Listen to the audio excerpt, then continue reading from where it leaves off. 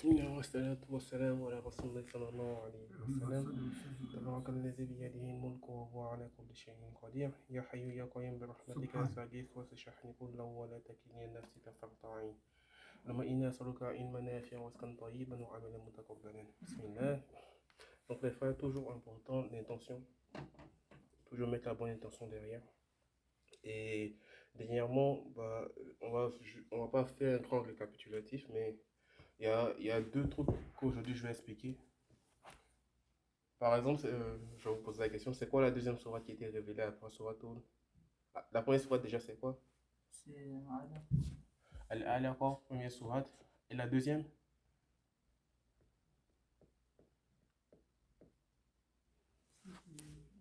T'inquiète, tu vas trouver. Ça commence par Ya. C'est Mudassir. Ya al-Mudassir. Mudassir. Inch'Allah, on va faire la première partie de pourquoi Mudassir est descendu. Mais un truc important que j'ai envie de faire, c'est de parler de la préservation du Coran. Parce que c'est important, il y avait un truc que Anis m'avait envoyé et tout. Et derrière, il y a un lot d'informations qui était derrière, qui est important à comprendre pour comprendre comment le Coran il était. On en a parlé aux premières séances, comment le Coran était descendu. On a dit que il y a Zaïd ibn Sabir radiallahu anhu, qui a écrit les versets du temps de Rasulullah sallallahu alayhi wa sallam. Mais on n'a pas parlé de comment aujourd'hui on a eu le Coran standardisé de la haute manière. D'où ça vient, pourquoi on dit ça, juste pour comprendre ça, parce que c'est vraiment important. Je devais noter ici. Il y avait beaucoup de. De quoi? Il y avait beaucoup de masahif. Effectivement. Il y avait beaucoup de masahif. C'est. Enfin. Il y avait beaucoup de masahif qu'à un certain moment, Omar ibn Khattab en avait un, Hafsa en avait un aussi. En avait un, Abu Bakr en avait un aussi. C'est vraiment important à comprendre parce que ce chapitre-là de comment le Coran a été préservé, il est important à comprendre pour tout. C'est-à-dire que si vous ne connaissez pas ça, les gens peuvent l'utiliser contre vous. Et surtout, afin de comprendre bien. Ce qu'on va faire, je vais vous poser 3 questions aujourd'hui. Et une question que moi, je me suis posée. La première question, c'était pourquoi le Coran, Allah l'a fait descendre sous forme de lecture à préserver. Pourquoi le fait de lire le Coran, c'est la meilleure manière de préserver le Coran. Ça, on reviendra à la fin. Ça, on posera ça à la fin. Mais j'ai besoin que vous reteniez un truc. Le Coran, lorsqu'il est descendu, quelqu'un peut expliquer comment le Coran est descendu? Comment on a fait ça dans Surat Al-Aqab? Tu veux expliquer? Lamine, tu veux expliquer? Non, vas-y, si tu connais comment le Coran était descendu, d'abord, au début, allez, tu veux expliquer tes livres? Vas-y. C'est le Coran a été descendu par révélation. Et c'est selon des thèmes, ça a été descendu. Et c'est pas mal déjà. Allah subhanahu wa ta'ala, il le fait descendre par l'intermédiaire de qui? De Jibril alayhi salam. Effectivement. Ça, c'est important. Masha'Allah. Masha'Allah. On va faire la première partie. Donc, on disait, à chaque fois, les versets ils tombaient selon des événements. Les événements sont référencés précédemment. On avait parlé des 2 événements de Surat Al-Aqab. Première partie, c'est lorsque le Coran était descendu à Mohammed sallallahu alayhi wa sallam. Et Jibril lui a dit Iqra bismi rabbika allazi khalaqa khalaqal insana min alaqa Iqra wa rabbukal akram. Et la deuxième partie, elle a souvenu plus tard, du temps que Rasulullah, maintenant, il commençait à montrer la religion à tout le monde et tout. Et Abu Jahal, le voyant prier, il a dit, je lui ai écrasé le cou le jour où je le vois se prosterner encore devant la Kaaba. Parce que eux, les rites que Rasulullah sallallahu alayhi wa sallam il faisait, ils étaient en contradiction avec le leur. Tu vois, la Mecque, ils pratiquaient. Et il y a même des Sahaba à l'époque, bon, pas Sahaba, mais parce qu'il n'a pas connu Rasulullah sallallahu alayhi wa sallam, il s'appelait Noufaïl. Noufaïl, possiblement quand il voyait les gens Quraysh faire leur rite d'adoration, il leur disait que ça, c'est pas comme ça que Ibrahim alayhi salam a descendu la révélation. Il leur disait carrément que ça, c'est pas le seul qui faisait de la manière que Ibrahim faisait à l'époque, c'était lui-même. Donc, juste pour revenir à ça, donc la révélation, lorsqu'elle descendait de Jibril alayhi salam sur Rasulullah sallallahu alayhi wa sallam, Rasulullah, il faisait venir des scripts, on en a parlé. Parmi les scripts, on avait quoi? On avait Zaïd ibn Sabit, on avait Muawiyah et Ubay ibn Ka'b. Mais Zaïd ibn Sabit, c'est lui qui va revenir le plus. Okay? Donc, les scribes, lorsqu'ils écrivent. C'est bien plus tard. C'est vers je sais que c'est après l'Hégire. Après l'Hégire. Ben, après la reconquête pendant la reconquête de la Mecque, Muawiyah était dans le camp opposé aussi avec Abu Sufyan, son père et tout ça. Et Ali, karamallahu, je leur disais, vous êtes des Tulaqa, parce que Tulaqa, c'est vous avez été libérés. Parce que Rasul sallallahu alayhi wa sallam a libéré tout le monde. Après, il ne voulait pas se venger. Muawiyah, c'est venu bien plus tard. Le Mashaf qu'on a maintenant, là maintenant, c'est au temps de Uthman qui a demandé à tous d'apporter chacun sa version. Son Mashaf qui est écrit là comme ça, et puis ils ont tous composé la version qu'on a maintenant. Il n'y avait pas de divergence. Il n'y avait pas de divergence par rapport à ça. Et ça, c'est Allah subhanahu wa ta'ala le dit dans le Coran. Inna nahnu nazzalna al-Qur'ana wa inna lahu lahafidun. Ah, c'est nous qui avons fait descendre le Coran. Nous avons fait descendre le Coran. C'est nous qui le préservons. Qui le préservons. Et ça, c'est important à comprendre. Et juste quand Zaïd ibn Sabit, à l'époque de Rasulullah, lorsque Rasulullah lui demandait d'écrire les versets du Coran, à l'époque, on écrivait ça sur un peu de tout. C'est-à-dire qu'il y avait des tablettes en pierre, il y avait des tablettes de feuilles. On essayait de trouver les matériaux, des bons matériaux sur lesquels on peut écrire le Coran pour le préserver. Des palmiers. Voilà, des cailloux et tout. Et quand il était écrit, à chaque fois, c'était sous la supervision aussi de Jibril alayhi salam. Parce qu'il disait à quel moment on doit mettre ce verset-ci, où on doit le mettre, où on doit le mettre. Et c'est important de retenir ces chapitres, ces feuilles-là vont revenir plus tard. Donc, on avait dit quoi? Jibril alayhi salam, il venait réviser le Coran avec Rasulullah pour voir s'ils ont mis ça dans la bonne partie. Et il a fait ça jusqu'à 2 fois l'année de la mort de Rasulullah sallallahu alayhi wa sallam. Ok, donc c'était vraiment pour confirmer que le Coran, il était déjà établi, il était terminé. Et ils ont fait une révision complète. Et Zaïd ibn Sabit était là à ce moment-ci, quand il y avait ces révisions complètes. Et avant, le Masahif, les gens étaient bien érudits. Comme ça, ceux qui étaient érudits, ils ne faisaient pas de tashkil. C'est difficile de lire les sourates sans les voyelles, comme on dit, le hamza ou shadda, tout ça. Ils écrivaient ça parce que fatha, al-kasra, al-damma, tout ça, ils écrivaient comme ça, mais ils savaient de quoi ils retournaient. C'est après que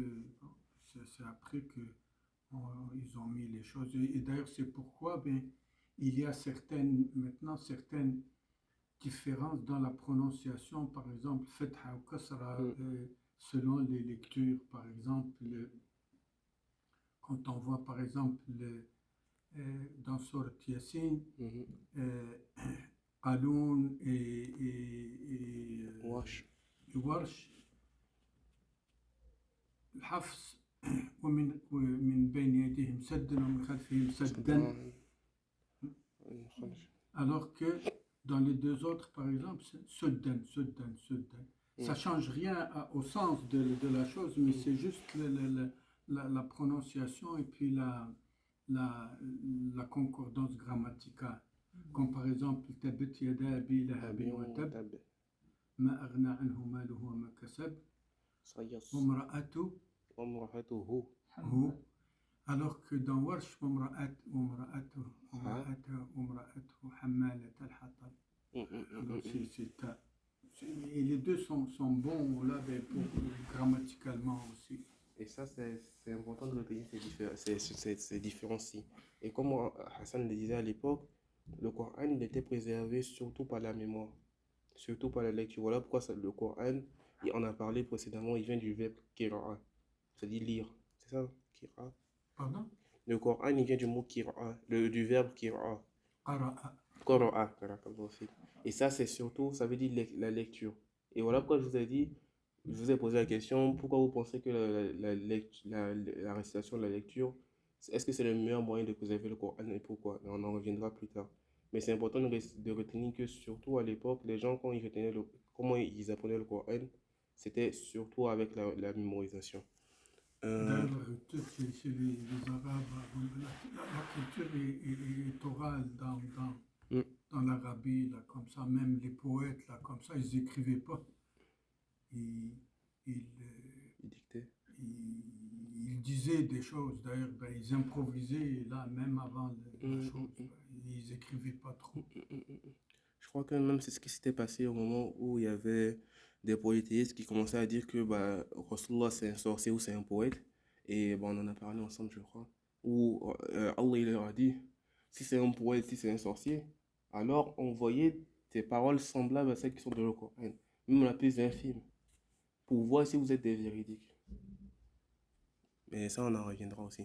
Donc, on a parlé de comment le message est descendu, comment il était préservé, où il était écrit. Ce qu'il faut comprendre, c'est qu'après la mort de Rasulullah sallallahu alayhi wa sallam, et ça, on vient sous le khalifa de Abu Bakr, il y a eu quelque chose qu'on appelle la bataille de Yamama.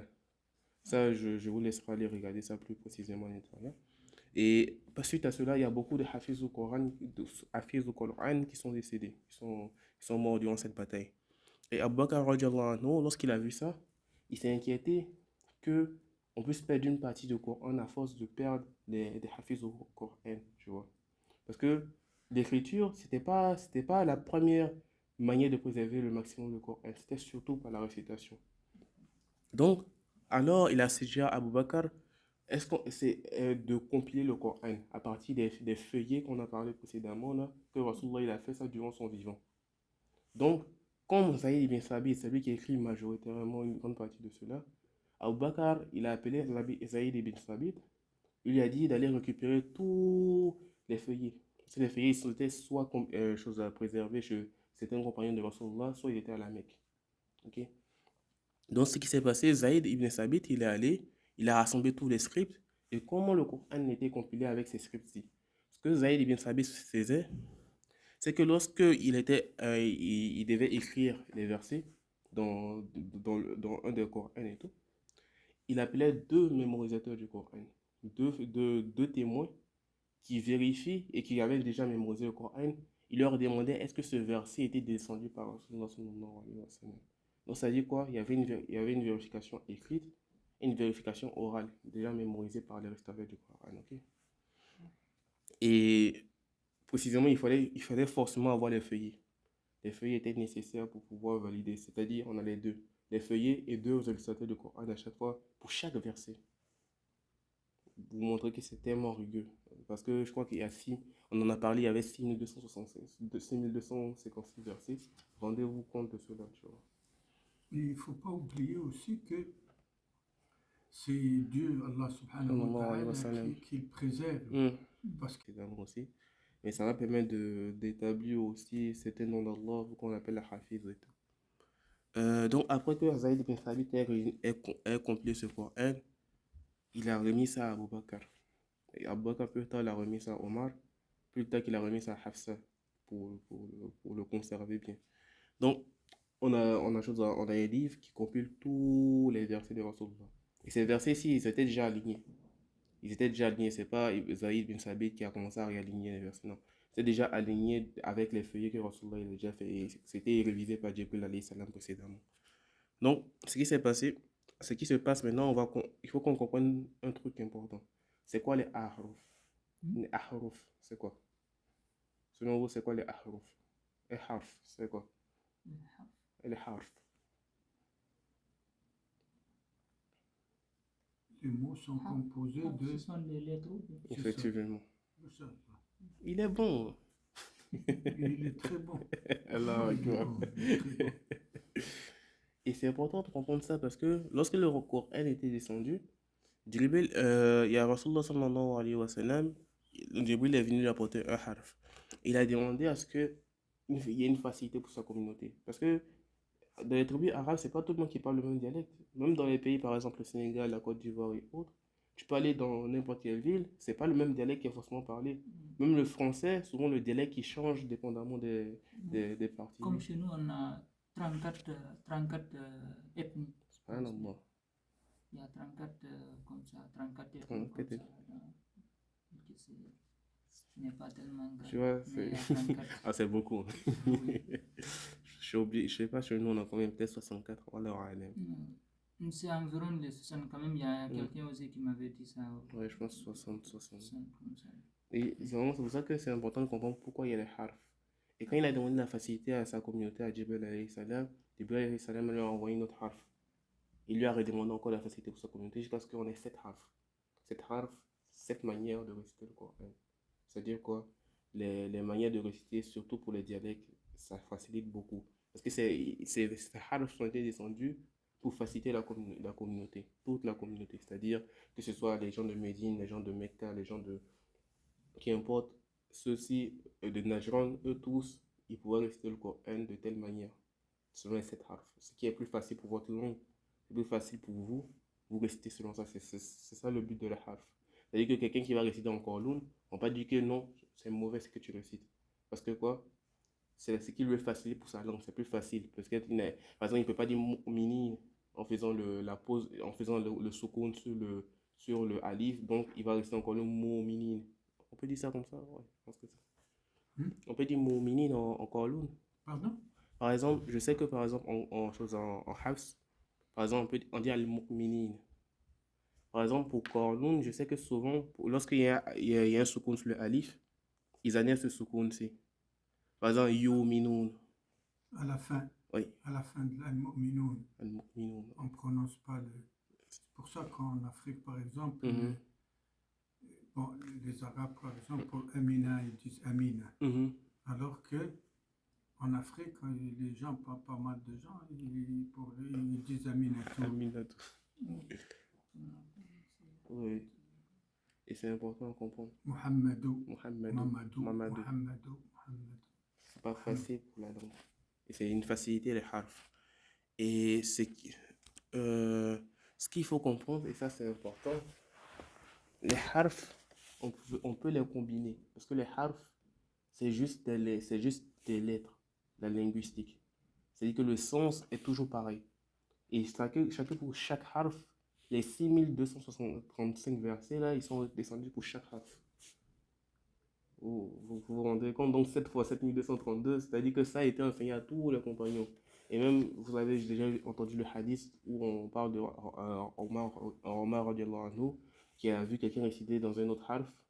Il a pris, il a envoyé à Rasulullah, il lui a dit: Rasulullah, j'ai trouvé cet homme réciter de telle manière, est-ce que tu lui as appris cela? Et Rasulullah a dit: je vous ai appris les deux façons, c'est une façon correcte de réciter. Ok? Non, c'est-à-dire qu'on a une harf, 2, 3, 4, 5, 6, 7. Sachez qu'on peut faire la combinaison de plusieurs harfs. Et précédemment, on a dit que les compagnons, eux aussi, ils avaient leur livre perso. Oui. Cheikh Hassan, il y a... C'était... Cheikh, moi, c'est dans le sens de vieux Cheikhoukha. Non, chérie. Chez nous, là, il fait très longtemps, là. On faisait, j'oublie si c'était pendant le Tarawih et autres, là. Mais il y avait quelqu'un, il avait commencé la prière, le premier raka, il avait utilisé, je pense que c'était le Hafs qu'il avait utilisé. Mais au second raka, il avait voulu prendre une autre riwaya, mais il y a un de nos chefs là qui lui a rectifié, lui a retourné sur le hafs. Si ça c'est quelque chose qui dérange quand tu commences, si dans la prière, si c'est seulement tu commences par le hafs, tu continues dans ça ou bien. En principe, c'est comme ça. Si on commence, par exemple, ben, que les gens qui suivent, là, ben, ils sont dans le hafs, là, comme ça, et puis ben, après ça, ben, tu sais, il y a plein de lectures, là, comme ça. Ben, si tu commences, par exemple, 4 versets, ben, hafs, après ça, tu fais du warsh, après ça, tu fais du qaloun, après ça, tu fais un autre, et puis ça finit plus, ça devient fawda, ça devient du désordre. Donc, je pense pas qu'il y ait de prescription divine à propos de ça, ou qu'il y ait de hadith à propos de ça, mais la logique, la raison veut qu'il n'y ait pas de mixage là pendant la même prière. Et c'est de meilleure bouture que de continuer dans la même chose. Et ça, c'est important, c'est vraiment important à comprendre, parce que sous le califat de Othman, c'est ça qui va se passer. Donc, c'est-à-dire que si un jour un compagnon avec, parce qu'eux, ils étaient aux compagnons toujours de Rasulullah. Donc, ils avaient eux leur propre masahif, où ils prenaient aussi des notes, ils mettaient des interprétations à l'intérieur. Et précisément, ils pouvaient avoir, par exemple, la première partie du Coran en harf, un tiers en warsh, un autre en qawlun, mais vous allez comprendre, je vous donne des noms comme ça parce que vous connaissez. Mais tout ça, c'est arrivé Bien plus tard, c'est après. Bien après. Par exemple, ben, Tafsir ibn Kathir, Muslim et tout ça, c'est venu des siècles plus tard. C'est pour ça que c'est important de spécifier. Ce qui est important, c'est surtout de comprendre le Coran, et puis ben, dans les hadiths, de tout ce qui est ben, bien établi, la hadith sahih et tout ça, parce que toutes les autres, c'est des explications d'humains, là, par exemple. J'avais une question pour ça. Et celui-là, il y a juste l'explication en français, c'est pas en arabe. Il y a juste les sourates. C'est juste ça. Oui, c'était l'explication d'Ibn Kathir, je pense. Ibn Kathir, mais c'est juste en français. Oui, c'est juste. Il y a les sourates, mais il n'y a pas d'explication en arabe. Non, là. Dommage. Il n'y a pas.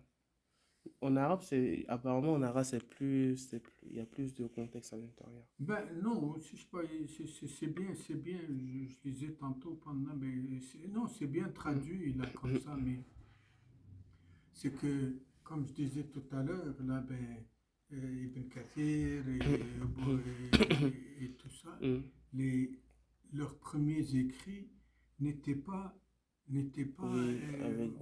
il n'y avait pas le Dhamma, le Hamza, ce qui fait que bon, ceux qui sont pas bons en arabe là comme ça, ben c'est difficile de les lire. Comme chez nous, moi, quand on faisait quand je faisais le primaire, là, mes frères étaient au collège, quand je les voyais lire, même s'il n'y a pas les dhamma et autres là, je me demandais comment tu arrives à lire. Il me disait, c'est une autre étape, donc toi aussi tu vas apprendre. Mais moi, je n'arrive pas à lire s'il n'y a pas les... Voilà, c'est parce que ben, c'est l'oreille qui les a... c'est l'oreille qui leur permettait de lire correctement. Et c'est aussi leur compréhension de la grammaire aussi en arabe aussi, qui fait que, par exemple, ben, est-ce que c'est une dhamma ou c'est une kasra, donc ben, c'est la compréhension des bases de la grammaire en arabe, de la sémantique en arabe et tout ça. Mais c'est surtout l'oreille, là, parce qu'on apprend, on apprend quand on était jeune, là, ben, je ne sais pas si c'est en Guinée, là, comme ça, ben, c'est la même chose partout, ben, je pense que c'est des petits lieux, là, comme ça, et chacun, ben, il est là, c'est toujours comme c'est ça. Subhanallah. Alhamdulillah, Rabbil Alamin. Donc, retenez que une qira'a, ça peut être une combinaison de plusieurs harfs.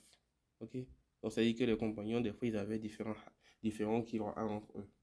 Et ce qui s'est passé par la suite, c'est que on a J'ai pas compris les différents harfs. Comment ça? Il y avait 7 harfs. Précisément, les harfs, on peut les combiner pour faire une qira'a, c'est-à-dire une lecture. La qira'a, c'est juste une chose, une lecture. C'est-à-dire que première partie, par exemple, quelqu'un peut prendre Baqarah, il va le mettre en Hafs. Ensuite, il prend Imran, il la met en Warsh. Ensuite, il prend ainsi de suite. Okay. Et ce qui s'est passé, c'est que les compagnons, certains, ils avaient leur masahif où c'était seulement de cette manière, d'autres manières, et d'autres manières, et d'autres manières. Et ce qui s'est passé par la suite, c'est que les compagnons, ils sont allés prêcher le message de l'islam. Et c'est le travail de chacun d'entre nous. Et ce qui s'est passé, lorsqu'ils partaient prêcher le message de l'islam, ils partaient avec eux leur masahif. Et comme la récitation, les gens l'apprenaient surtout de manière orale, les gens ne comprenaient pas le concept de harf ou de qira'a. Et ce qui s'est passé, c'est que à un moment, les gens, quand ils rencontraient d'autres tribus, ils disaient, mais pourquoi lui, il lit de telle manière, pourquoi lui, de telle manière, c'est tel compagnon qui nous a appris, c'est cette manière, il faut lire, c'est de cette manière, il faut lire. Et ce qui s'est passé, c'est que ça a commencé à créer des conflits entre les gens de la population. Ce qui s'est passé... Historiquement, oui, vas-y, Hassan. Historiquement, quand Othman a été investi pour comme calife, c'est Hudayfa, je pense, si mes souvenirs sont exacts, c'est Hudayfa qui est venu le voir, lui dit, il y a Amir al-Mu'minin, et il faudrait faire quelque chose là comme ça, parce que il y a trop de divergences, là, quelqu'un lit comme ça, quelqu'un lit comme ça, il y a des massahs à droite, à gauche, là, comme ça, il faudrait qu'on réunisse le tout.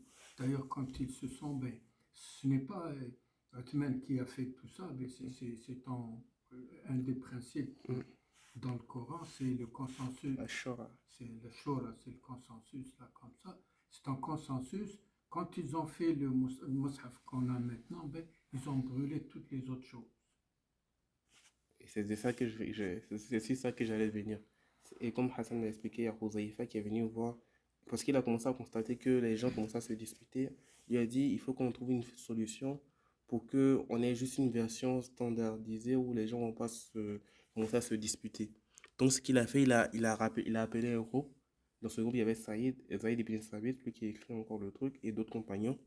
Ce qui s'est passé, c'est qu'ils ont décidé, avec ce groupe-ci, on va faire une version standardisée du Coran, mais en prenant référence le premier Coran qu'on a écrit du temps de Abu Bakr radiallahu anhu. Mais c'est quoi la différence dans ce Coran-ci? C'est que dans cette version standardisée, il n'y avait pas de Dhamma, il n'y avait pas de Kasra, il n'y avait pas tout ça. Donc ça permettait aux autres, des autres tribus, d'avoir cette liberté encore linguistique. Ça réduit le nombre de harfs. C'est-à-dire qu'on sait que c'est Wadduha ou Wadduhi, mais ça peut pas être au-delà de cela. Mais ça permet aux gens de réciter selon une manière plus facile pour eux leur langue. C'est-à-dire qu'on a toujours de la disponibilité, beaucoup de choix, mais c'est plus restreint. C'est-à-dire que les gens, lorsque il y aura un problème, il y aura un conflit et tout, ils vont dire, bon, allons-y au Coran ottomanienne. Ah, c'est un dod, ensuite c'est un ya, donc on peut réciter de telle manière, de telle manière, de telle manière. Voilà comment on a commencé à avoir la version ottomanienne. Pour le moment, ça va. C'est parce que c'est Allah subhanahu wa ta'ala qui l'a fait descendre dans la langue locale de la Mecque. Parce qu'en dehors de la Mecque, les gens avaient, c'est comme par exemple en Guinée. En Guinée, par exemple, à Conakry, les gens ont une certaine façon de prononcer, mais tu te vas à 400 km plus loin, là, comme ça, ils ont toute une autre façon de dire les choses et de prononcer les choses. C'est vraiment... C'est pour ça qu'ils ont essayé de mettre ça dans la langue originale de Rasulullah, mais permettre encore une possibilité aux autres de prendre ce qui est plus facile pour eux, les langues et tout. Ok? Donc, c'est-à-dire qu'on a... Là-bas aussi, il y a beaucoup, selon les langues, il y a d'autres qui ont une langue lourde. Ils n'arrivent pas à prononcer correctement. Et d'autres aussi, c'est très facile pour eux pour la lecture. Ce n'est pas donné à tout le monde. Allah subhanahu wa ta'ala a choisi Mohammed sallallahu alayhi wa sallam à travers Jibril alayhi salam pour prononcer dans le sens du moment même et le sens qui était compris par les gens. C'était des gens cultivés, c'était pas le bas peuple, là, c'est les gens cultivés qui connaissaient la grammaire d'arabe, ils étaient éloquents dans ça. Bon, l'élite, là, comme ça. Et donc, c'est l'élite qui a écrit tout ça. Ça va pour vous pour le moment, ça va? Ça va pas trop vite, vous comprenez un peu? Ça va. Ok, super. Et donc, ce qu'il faut comprendre encore, on avait encore toujours les masahif des autres compagnons qui étaient encore là. Donc, Othman, radiallahu anhu, il a dit, ramenez tous ces masahif-ci, on va les brûler et on va avoir juste une kira'a. Une kira'a qui a plusieurs haruf, tu vois. C'est-à-dire qu'on a une seule manière de lire, c'est plus on mélange, on a un seul, mais on peut utiliser les harfs comme on veut pour faciliter pour faciliter la langue et tout. Donc, tout a été brûlé, il restait seulement que la version standardisée de Othman, radiallahu anhu. Donc, c'est-à-dire que ça a été écrit par Zayd ibn Thabit. Et ce qu'il faut comprendre, c'est que le fait d'avoir plusieurs harfs, c'est juste pour faciliter la langue. C'est-à-dire, même si on avait un harf, ça suffit parce que c'est la lettre. Haruf. Je te comprends pas quand je sais ce que tu dis. Ouais, tu comprends ce que je veux dire? Ok. Ça porte à confusion. Ah, désolé. Non, mais quand tu dis harf, c'est la lettre. Haruf. Haruf. Je veux dire haruf. C'est version. Haruf, c'est l'agneau.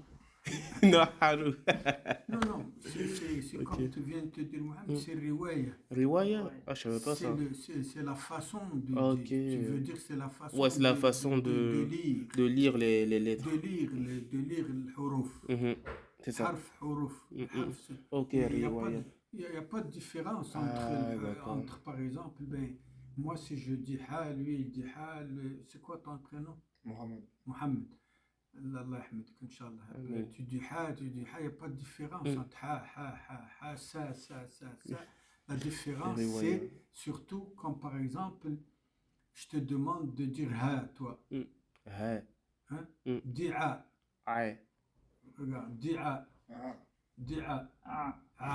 Regarde, il y a une différence entre nous. Chacun d'entre nous, il y a une différence. Donc, c'est la prononciation des lettres. La prononciation de certaines lettres, comme ça, selon la provenance par exemple, si tu es à la Mecque ou si tu es à Midi. Non, dehors. T'inquiète pas, alhamdoulilah. Et c'est vraiment ça qu'il fallait retenir. T'as les mains froides. Parce qu'il fait froid. T'as le cœur chaud. Ouais, Inch'Allah. Et donc ça va pour les riwaya, vous avez compris comment ça fonctionne. Et aujourd'hui, pourquoi on a Qawlun, House, Warsh et tout, comment c'est venu? Pourquoi on n'a pas beaucoup plus de riwaya que ça? Ce qui s'est passé, c'est que, et ça c'est des Kiran 1, il y avait un savant qui s'appelait Ibn Mujahid. C'était quelqu'un qui connaissait, qui étudiait le Coran et tout. Ce qu'il a fait, c'est qu'il avait créé un livre où il a pris 7 des Qur'ans les plus authentiques. 7 des façons de lire le Coran les plus authentiques, tu vois. Ça veut dire qu'il y avait plus il y avait plus que 7. Et précisément, ce qui s'est passé, c'est que c'est pour ça qu'il y a Hafs, il y a Warsh, il y a Qawlun et tout. Et en plus, il y a l'arbre généalogique qui est tracé derrière. Tu vois, donc c'est ce livre. Par la suite, le livre il est devenu vraiment connu, il est devenu célèbre auprès des gens. Et les gens, c'est comme une trend. C'est-à-dire que quand les gens commencent à voir quelque chose qu'ils aiment, ils commencent à se restreindre par rapport à ça. Aujourd'hui, vous pouvez remarquer, par exemple, que les gens, ils vont aimer la récitation de Yasser al-Dosari ou de Louhaïden ou de Mohamed Ayoub. Et ils vont commencer à réciter que de cette manière. Et à force que les gens ils ont commencé à faire ça dans l'époque, voilà pourquoi aujourd'hui les gens commencent à se contraindre jusqu'à avoir les 7 seulement. Vous voyez un peu ce que je veux dire? Donc les gens se sont contraints jusqu'à avoir les 7. Et plus tard, si vous voyez, il y a d'autres qui vont dire 10, c'est parce que plus tard, dans le temps, et ces dernièrement, là, il y a des savants qui ont rajouté encore 3 qui vont à la suite. Ok. Voilà. Donc, c'est pour ça qu'aujourd'hui, on vous parle de Sahih de manière ottomanienne. Voici l'histoire derrière. Et voilà, bah, y a jamais une intégration. Parce que tout ça, ce n'est que la manière ce n'est que les lettres. Ce n'est pas dans le sens du Coran, il n'y a rien qui a été modifié. Et bah, il y a une vidéo par rapport à ça, vous verrez ça dans les sources et tout. Pour ceux qui veulent regarder, pour mieux comprendre. Moi, j'ai fait juste une explication un peu plus légère. Ok? Ça va pour vous? Hassan, tu veux rajouter quelque chose? Bismillah. Un peu. Qalilan. Est-ce que je vais rajouter? Ok, passons à la question. Ok, pourquoi, selon vous, le Coran, la meilleure manière de le préserver, c'était la récitation? Moi, je me suis posé la question. J'ai emprunté 2 réponses, mais je veux savoir les vôtres, par exemple. La récitation, ça veut dire La les différentes... récitation, la mémorisation, pourquoi la mémorisation, c'était la meilleure manière de préserver le Coran? Parce que, comme on a dit précédemment, l'écriture, c'était juste un moyen pour le préserver encore plus. C'est-à-dire que c'est supplémentaire. Mais pourquoi la mémorisation, c'était la première? Moi, je me suis posé la question. Ça, c'est un exemple frappant. Et avec le Coran, tu peux te dire ici, si c'est une page, tu te dis que, si la, tu t'assois ici, tu récites très bien ça. Tu te dis que ici, là, tu ne vas plus l'oublier. Mais si tu restes quelque temps encore sans le relire, c'est sûr que tu vas l'oublier. Et il y a d'autres trucs là, dans d'autres sciences là, ou bien dans d'autres leçons là, tu peux lire quelque chose. Une seule fois, quand tu le revois, tu peux te rappeler. Mais la plupart, moi personnellement, avec le Coran, quand je reste longtemps sans le lire, je le perds complètement. Ok. Ouais, je pense que ce qu'il vient de dire, je vais appuyer sur ça. Ouais, on peut mémoriser, par exemple, surtout Yacine, où tu peux le mémoriser, mais des fois, tu as besoin de faire des révisions. C'est l'écriture qui va te permettre de faire des révisions pour. Donc, tu peux mémoriser la chose, rester longtemps en priant sans lire, ou des fois même en pensant à ça, des fois tu oublies ça. Donc, la révision, ça te permet de revenir. Tu lis 2 fois, 3 fois, ça revient. Charmant. T'as une réponse à toi aussi? Je pense que dans les livres, on peut faire des fautes. Quand dans la mémoire, quand c'est gravé, normalement, ça ne doit pas changer. Ça ne doit pas changer. Puis la deuxième chose, il faut juste apprendre le Coran, il faut aussi l'appliquer. Oui. Quand tu as ça dans la mémoire, on est supposé de l'appliquer. Ça c'est vrai, ça c'est vrai. Hassan? À mon sens, il faut revenir à Allah subhanahu wa ta'ala. C'est une miséricorde qu'Allah subhanahu wa ta'ala nous accorde. Parce que parmi les humains, et même parmi les animaux, comme par exemple les perroquets, là comme ça, il y a de la difficulté. Allah subhanahu wa ta'ala facilite à certains. Par exemple, il y a certains dans chaque pays, par exemple, et il y a des gens, par exemple, j'ai oublié l'Allama fi Tunis, par exemple, il y en avait un en Algérie, par exemple, le Cheikh Ibrahim, rahimahullah, il lisait une page, tu fermes tout, il la récite. Mais c'est très très peu d'entre nous, les humains, qui savons ça. Je pense que c'est une miséricorde d'Allah subhanahu wa ta'ala qui nous a permis, étant donné par exemple la difficulté aussi du Coran, la difficulté de la sémantique du Coran, la difficulté des mots du Coran, qu'Allah subhanahu wa ta'ala nous amène à se rapprocher de lui, là comme ça, en gardant tout le temps le Coran, tout le temps. C'est une miséricorde, là comme ça, pour qu'on reste tout le temps en connexion avec lui. Ça, c'était une de mes réponses. Parce que j'avais réfléchi, j'avais une de ces réponses-ci. Il y a 2 réponses que j'ai cherchées.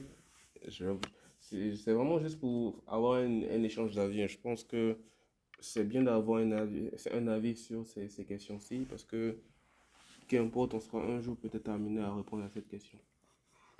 Ce que moi j'avais ajouté aussi, c'est que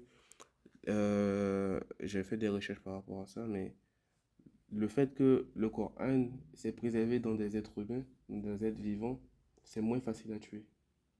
C'est-à-dire que des temps anciens, même par exemple, on va prendre ce qui s'est passé en Afrique, dans l'empire du Mali, lorsque les gens sont venus essayer de coloniser là-bas, ce qu'ils ont fait, ils ont essayé de brûler dans la première partie les plus grandes bibliothèques.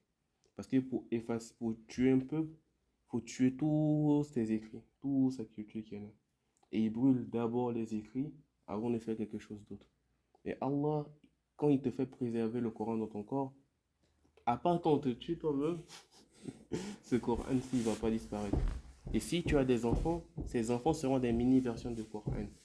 Encore si tu as des enfants, ceux-ci seront des mini-versions de Coran. Et ce sera toujours des hafiz du Coran par la miséricorde d'Allah. C'est vrai ce que tu dis là, par exemple, les colonisateurs et tout ça, la première des choses qu'ils font, par exemple, quand on va au début des années 90, par exemple, en Bosnie, la première des choses qu'ont fait les Slaves, là, comme ça, ils ont brûlé la bibliothèque. En Algérie, par exemple, certainement en Guinée, au Sénégal, partout, c'est de brûler, les Corans de brûler. C'est comme ils font en Israël aussi, ils pissent sur sur les mushaf, sur l'écrit, là, comme ça, ils brûlent. Mais c'est comme par exemple en Algérie, contrairement par exemple à ce qui s'est passé en Tunisie ou au Maroc, c'était des protectorats, ils n'ont pas changé trop la structure de l'enseignement et tout ça. En Algérie, ils ont interdit l'utilisation de l'arabe, ils ont rendu les mosquées, la plus grande mosquée à l'époque, en 1830, à Alger, ils ont rendu ça comme cathédrale et tout ça. Mais ils sont sortis grâce au Coran. Parce qu'il a été préservé, il avait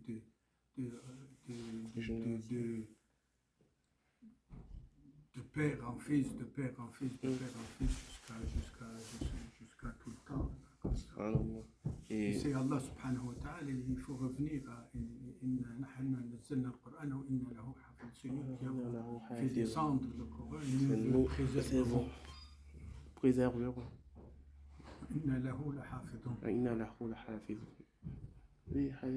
C'est pour cela, ça n'en fait pas partie. C'est un écrivain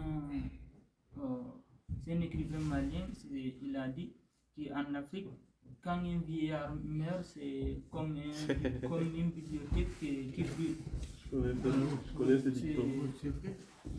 C'est vrai. Alaykoum salam wa rahmatullahi.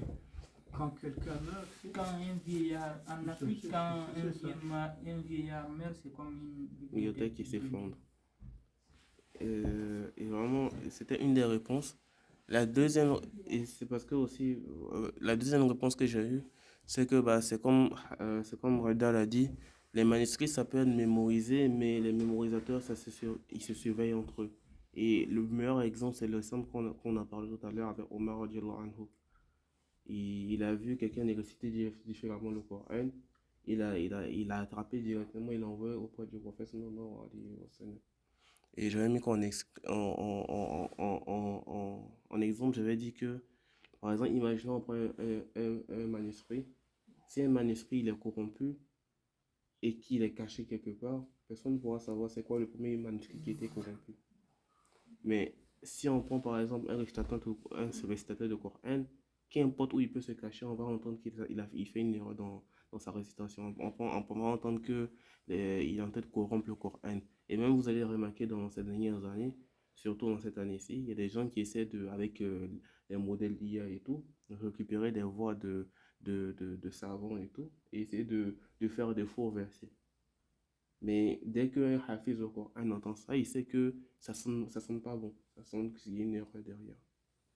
Moi, personnellement, avec mon cousin, lui, il avait très bien mémorisé le Coran. Quel que soit où on est, ou si on est assis, il y a quelqu'un qui lit. Dès que la personne fait une erreur, il le constate directement. Dès que tu fais une faute, il te rectifie directement. Il avait la mémorisation parfaite. Et c'est vraiment pour ça. Bah, toutes les réponses sont bonnes. Toutes les réponses sont bonnes. Et c'est en combinant toutes ces réponses qu'on se guide vers le droit chemin et tout. Et se rappeler que cette préservation, c'est la miséricorde d'Allah. Parce qu'il n'y a aucun texte qui a été autant mieux préservé qu'Allah. Et Allah, il a dit directement dans le Coran, comme Hassan l'a dit. Bon, je ne peux pas réciter le verset, je vais remettre. Tu peux réciter le verset pour moi, Hassan? Non? Tu peux réciter le verset pour moi? وإن الذي وإنا أنزلنا القرآن وإن له لحافظون. C'est nous qui avons descendu le Coran et c'est nous qui le préservons. Allah subhanahu wa ta'ala, c'est ça. Tu déchires, tu brûles là comme ça, ben Allah va faire sortir quelqu'un.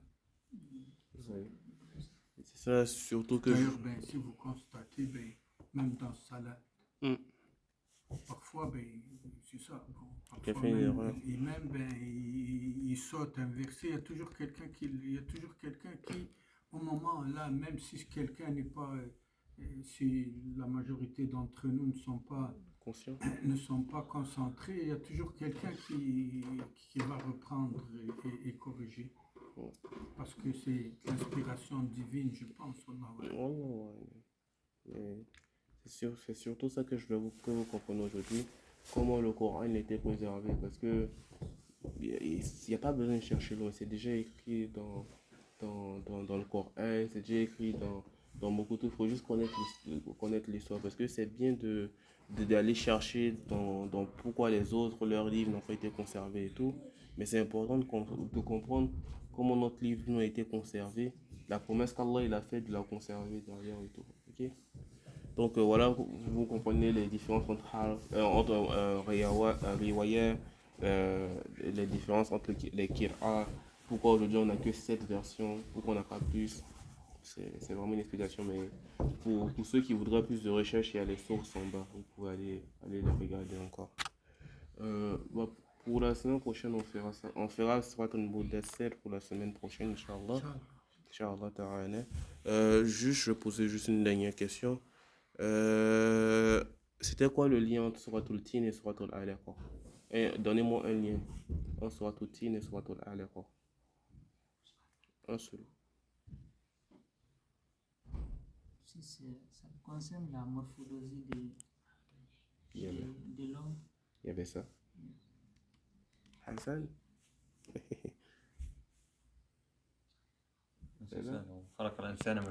Effectivement, il y avait ça. Il y avait ça. Il y a le fait qu'on avait dit précisément Allah il dit il a créé l'homme de la meilleure des façons, la meilleure des formes. Dans ce word souvent il la précise. Et il y avait un deuxième truc qui m'a plus marqué, que moi j'avais noté, c'est que Allah, Allah dit qu'il a créé l'homme de la meilleure des statues, mais du fait que les hommes vont s'avilir, c'est-à-dire ils vont se péter les bretelles, comme le dit Hassan et les Québécois. Et comment ils vont se péter les bretelles, Allah il explique dans la sourate suivante, en parlant du fait qu'Abu Jahal il commence à démentir, il pense qu'il se suffit à lui-même et tout. Ok? Inch'Allah, barakallahu fik frère. Hassan, tu veux Hassan Dora. Teddy. Abu Lahab, comment il s'appelait? C'était pas Abu Hakem? Non. Hakem? Abu Lahab. C'est l'oncle du j'ai oublié les consonnes. J'ai oublié. Pourquoi on l'appelait Abu Lahab? C'est quoi? C'est l'ignorant? Non, Jahal, c'est l'ignorant. Lahab, je sais pas. Jahal, je sais, mais Lahab. Son vrai nom, Abu Lahab, c'est Abu Abd al-Uzza. Ah, ok. Ibn Abi al-Muttalib. Abu Lahab. Pourquoi Abu Lahab? Lahab. Parce qu'elle va rentrer à l'enfer. C'est ça que la majorité des gens pensent, mais le nom Abu Lahab était bien avant la descente du Coran. Les gens l'appelaient Abu Lahab parce qu'il était il était blanc de peau, et puis il rougit et rouge, là, Rouge de comme ça, couleur. et blanc. Et il l'appelait Abou Lahab. Abou Lahab. Ce n'est pas parce qu'il est. Apparemment, des gens qui pensent que c'est à cause de il va Massad. finir en enfer.